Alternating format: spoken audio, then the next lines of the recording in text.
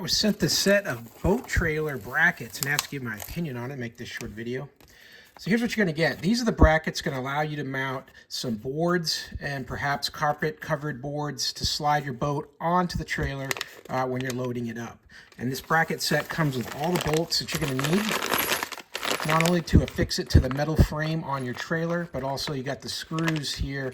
These bolts are going to take it and put it right into the wood that make up those longitudinal pieces. Now here's how it comes shipped to you. It comes in this box. It's all very heavy. It's very thick steel throughout, galvanized.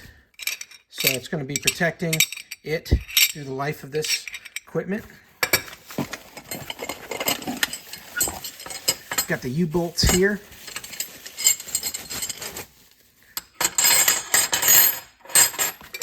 And he's got pretty large size bolts on them here. Look like these are like 3/8 inches thick across here. And the length on these come in at about 5 inches long for the U-bolts. So definitely work with a variety of different trailers. And then here is the bracket portion.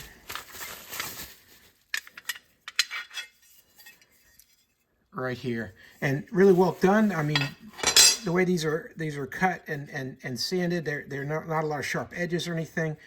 Pretty well made. You got some traction bumps here that are pressed into the steel as well, and it's pretty thick all throughout. It's 1/8 of an inch or more all throughout. So I'll show you how these would be used on a boat trailer.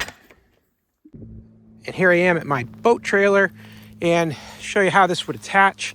You know, if I needed a couple more rails to support the boat to keep it safely on the trailer, then I could install those using these cross beams here on each end, on the back and on the front.